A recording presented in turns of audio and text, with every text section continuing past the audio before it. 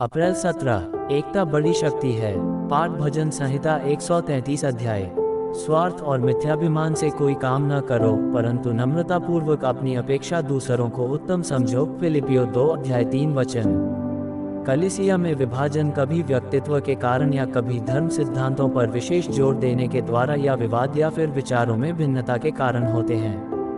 यद्यपि मसीह हैं जिन्होंने हमें छुड़ाया, पर कुछ लोग व्यक्तित्व से ही चिपके रहते हैं। मैं पौलुस का हूँ, मैं अपुल्लोस का हूँ, मैं कैफा का हूँ, और इनके बावजूद भी एक और समूह है, एक अनर्थ कलीसिया विभाग। मैं मसीह का हूँ। पहला कुरिन्थियों 1 अध्याय 11 से 13 वचन। शायद पौलुस इस समस्या से भली भांति परिचित था और इसीलिए उसने बहुत लोगों को बपतिस्मा नहीं दिया। पौलुस जैसे प्रचारक के लिए परमेश्वर को धन्यवाद, जिसने बपतिस्मे का कोई हिसाब नहीं रखा। मैं नहीं जानता कि मैंने और किसी को बपतिस्मा दिया। वचन 16। यदि यीशु ने लोगों को बपतिस्मा दिया होता तो वे दावा करते कि उनका बपतिस्मा बेहतर है, अतः उन्होंने अपने शिष्यों को बपतिस्मा देने दिया। यूहन्ना 4 अध्याय 1-2 वचन।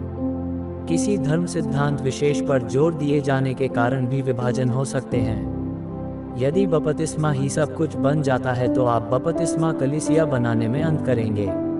यदि आप सभी विश्वासियों के याजकपन के धर्म सिद्धांत से ही हमेशा अपने को भरकर रखेंगे और यह कि सभा में महिलाओं को नहीं बोलना चाहिए, तो आप ब्रदरन कलीसिया बन जाएंगे और इसी प्रकार से अन्य। तीसरी बात, विवाद और विचारों में मतभेद के कारण विभाजन होते हैं। एकता की असहमति के पश्चात पौलुस और बरनबास एक दूसरे से कैसे जुदा हुए, इसे पवित्र आत्मा ने ईमानदारी से लिखवाया है। प्रेरितों के काम 15 अध्याय 36 से 41 वचन। दोनों ही अभिषिक्त नबी थे, विश्वास योग्य शिक्षक थे और समर्पित मिशनरी थे। इस घटना का ये तात्पर्य नहीं कि हम अपने छोटे छोटे फूट और विभाजन के लिए इस घटना का बहाना बनाएं। दूसरी तरफ यह उदाहरण इसलिए लिखा गया है कि हम इस गलती को न दोहराएं। पहला कुरिन्थियों 10 अध्याय 11 वचन। निरंतर जागृति की आशीष की शर्त भजन संहिता 133 में सबसे उत्तम रीति से बताई गई है। परमेश्वर के लोगों को एकता में रहना चाहिए, तब परमेश्वर हमेशा के लिए अपनी आशीष को उंडेलेगा। एक शहर की सब कलीसियाएं माह में एक बार मिलकर क्यों प्रार्थना सभा नहीं कर सकती? यदि सब मिलकर सुसमाचार प्रचार क्रूसेड करेंगे तो आर्थिक व्यय न्यूनतम होगा। पुनरावृत्ति और स्पर्धा की भावना को टाला जा सकता है। जातिवाद के शैतान को भी हमारे पदों और फाइलों से निकाल भगाना चाहिए। यह मसीह का क्रूस है जो विभाजन की दीवार को तोड़ता है। इफिसियों 2 अध्याय 13 से 15 वचन। यदि यहूदी और अन्य जाति जैसे दो विरोधी समूह एक हो सकते हैं, तो फिर कौन सा समूह ऐसा एक नहीं हो सकता है? हमें एक कर दे प्रभु, एक बना दे प्रभु, उस डोर से जो कभी न टूटे। हमें एक कर दे प्रभु, एक बना दे प्रभु, प्रेम के द्वारा साथ बांध दे। अप्रैल 18। बसंतकालीन वर्षा। पाठ लूका 15 अध्याय 1 से 10 वचन। बसंतकालीन वर्षा के समय यहोवा से वर्षा मांगो और वह वर्षा देगा। जकरयाह 10 अध्याय 1 वचन। 1904 में वेल्स देश में महान जागृति आए और हजारों लोगों ने पश्चाताप किया और उद्धार पाए थे। ये जागृति किसे प्रदान की जाएगी? इवान रॉबर्ट्स 1878 से 1951। एक जवान ने प्रभु के प्रेम से प्रेरित होकर 13 वर्ष तक अपने साथियों के लिए आंसुओं सहित प्रार्थना किया। जब उसने परमेश्वर के प्रेम का प्रचार करना प्रारंभ किया, पवित्र आत्मा ने महान जागृति लाई। सुसमाचार प्रचार में फसल काटना सबसे जोश भरा कार्य होता है। पवित्र आत्मा का उंडेला जाना अंत के समय में आत्माओं के बटोरने के कार्य को तीव्र कर देता है। परमेश्वर कहता है, अंतिम दिनों में ऐसा होगा कि मैं अपना आत्मा सब लोगों पर उंडेलूंगा, और ऐसा होगा कि जो कोई प्रभु का नाम लेगा वह उद्धार पाएगा। प्रेरितों के काम 2 अध्याय 16, 17, 21 वचन। पवित्र आत्मा संपूर्ण कलीसिया को तैयार करता है, केवल पूर्णकालिक कार्यकर्ताओं को ही नहीं। बेटे, बेटियां, जवान, पुरनिये, दास, दासियां, ताकि फसल को एकत्र करें। समुदाय के रूप में केवल कलीसिया ही नहीं, पर पवित्र आत्मा की भरपूरी के कारण हर मसीही एक उत्साही आत्मा जीतने वाला बन जाता है। बरनबास के विषय बताया गया है, वह भला मनुष्य था और पवित्र आत्मा से परिपूर्ण था। बहुत से लोग प्रभु के पास लाए गए। प्रेरितों के काम 11 अध्याय 24 वचन। प्रथम मिशन क्षेत्रों में हम बहुधा पवित्र आत्मा के उन लोगों पर उंडेले जाने के गवाह हैं जो पहली बार सुसमाचार सुन रहे थे। कुरनेलियस की घटना इस श्रेष्ठ कार्य का उदाहरण है। प्रेरितों के काम 10 अध्याय 44 से 48 वचन। जो भी हो, ये पवित्र आत्मा ही है जो किसी भी संस्कृति और दशा के लोगों को प्रभु की देह में लाने के लिए अभिषेक करता है, प्रेरित करता है। पहला कुरिन्थियों 12 अध्याय 13 वचन। यदि फसल कम है या उसमें विलंब है तो हम ये निष्कर्ष नहीं निकाल सकते कि पवित्र आत्मा कार्य नहीं कर रहा है। सब भूमि एक समान नहीं होती। हमें बोने और सींचने में विश्वास योग्य रहना चाहिए, पर फल लाने की बात परमेश्वर के हाथ में छोड़ दें। बाइबल जोर देकर कहती है, न तो बोने वाला कुछ है और न ही सींचने वाला, परंतु बढ़ाने वाला परमेश्वर ही सब कुछ है। पहला कुरिन्थियों 3 अध्याय 7 वचन। सब कुछ कर लेने के पश्चात हमें परमेश्वर की प्रतीक्षा करते रहना चाहिए जब तक वह हमारी भूमि पर मैन न बरसाएं। होशे 10 अध्याय 12 वचन। वे हमें निराश नहीं करेंगे, वे प्रथम और अंतिम दोनों वर्षा हम पर उंडेलेंगे। योएल 2 अध्याय 23 वचन। हमारा परिश्रम व्यर्थ नहीं जाएगा। पहला कुरिन्थियों 15 अध्याय 58 वचन। यदि हम शिथिल न हो तो उचित समय पर कटनी काटेंगे। गलातियों 6 अध्याय 9 वचन। होवेगी बरकत की बारिश, होगी नई कुव्वत जरूर, वादी पहाड़ और मैदान पर बारिशें होगी भरपूर। होवेगी बरकत की बारिश, वायदा पर प्यार है सही, आवेगी ताजगी आसमान से, भेजेगा जिसको मसीह। डैनियल डब्ल्यू वाइटल 1840 से 1901। अप्रैल 19। बेहतरीन प्रतीक्षा।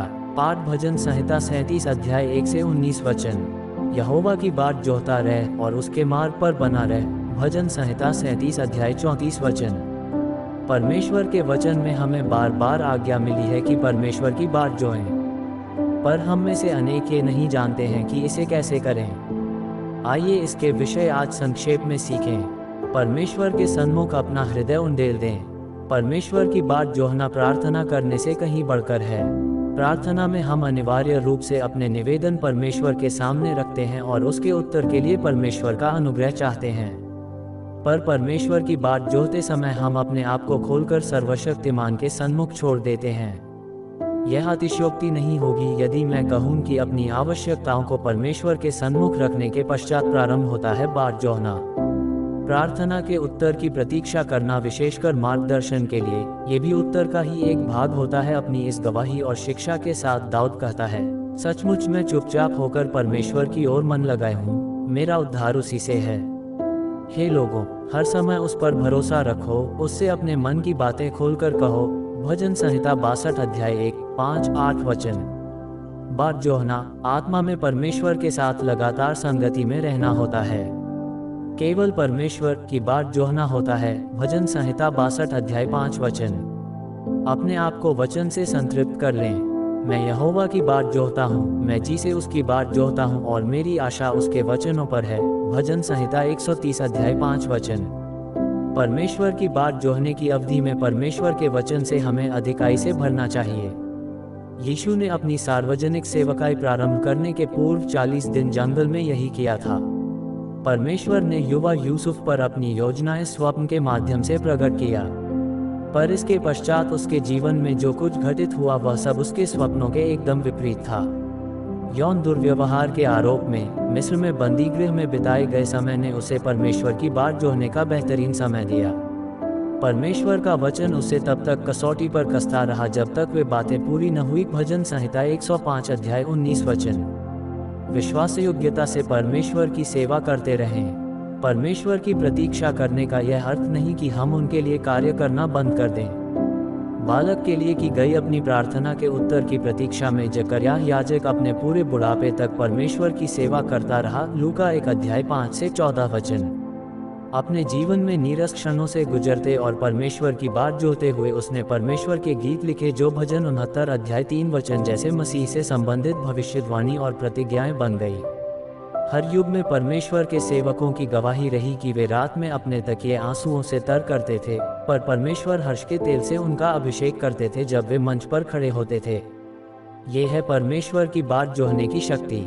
पैदल चलने की अपेक्षा घुटनों पर प्रतीक्षा करना लक्ष्य तक अधिक शीघ्र पहुंचा जा सकता है। अप्रैल 20। भलाई की महानता। पाठ प्रेरितों के काम 11 अध्याय 21 से 30 वचन। तू ही मेरा प्रभु है, तुझे छोड़ मेरी भलाई कहीं नहीं। भजन संहिता 16 अध्याय 2 वचन।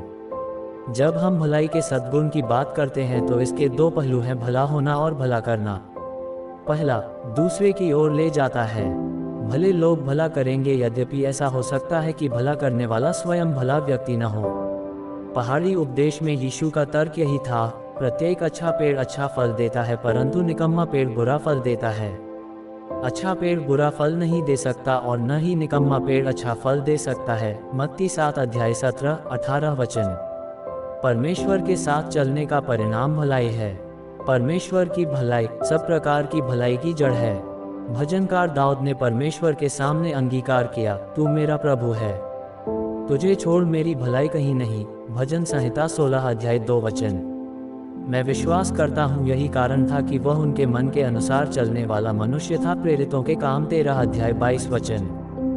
दाऊद ने कई बार विस्मय से कहा, हे प्रभु, तेरी भलाई कितनी महान है। भजन संहिता 31 अध्याय 19 वचन।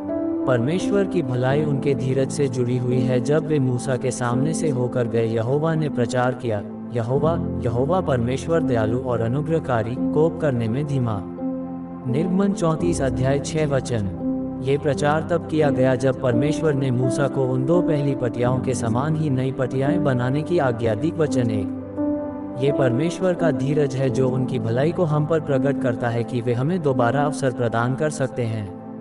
परमेश्वर के इस स्वभाव का हवाला देकर ही पौलुस ने कठोर हृदय के लोगों को फटकार लगाया, क्या तू उसकी कृपा, सहनशीलता और धैर्य रूपी धन को तुच्छ जानता है और नहीं जानता कि परमेश्वर की कृपा तुझे मन फिराव का अवसर प्रदान करती है। रोमियो 2 अध्याय 4 वचन। ये धीरज था जिसने जीवन भर लोगों की भलाई करने में यीशु की सहायता की।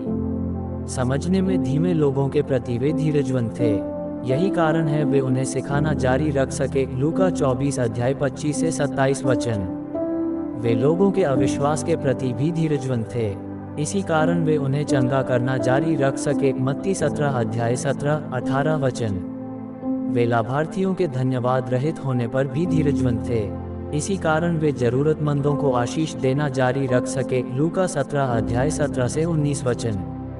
वे अपने शिष्यों के भुलक्कड़पन के प्रति धीरजवंत थे, इसी कारण वे उनके लिए आश्चर्य कर्मों को जारी रख सके। मत्ती 16 अध्याय 9-10 वचन। वे अपने साथियों की कायरता से धीरजवंत थे, इसी कारण उनको उत्साहित करना जारी रख सके। मत्ती 14 अध्याय 24 से 32 वचन। वे अपने शिष्यों की कमजोरियों के प्रति धीरजवंत थे, इसी कारण वे उनको प्रोत्साहन देना जारी रख सकें। लूका 22 अध्याय 31 से 34 वचन। यहाँ तक कि वे आज भी हमारी कमजोरियों के प्रति धीरजवंत हैं, इसी कारण वे अपने पिता से हमारे लिए विनती करने में सामर्थ्य है। इब्रानियों 4 अध्याय 15-16 वचन। जितना भला कर सकते हो उतना भला करो, जितने तरीकों से कर सकते हो उतना भला करो, जहाँ जहाँ कर सकते हो वहाँ भला करो, जिसका भला कर सकते हो उसका भला करो, जब जब भला कर सकते हो तब तब भला करो, जब तक भला कर सकते हो तब तक भला करो। और ऐसे ही हर दिन का वचन सुनने और मनन करने के लिए बारली, पावरी, सितारा परिवार को सब्सक्राइब करें और मित्रों को शेयर करें। धन्यवाद।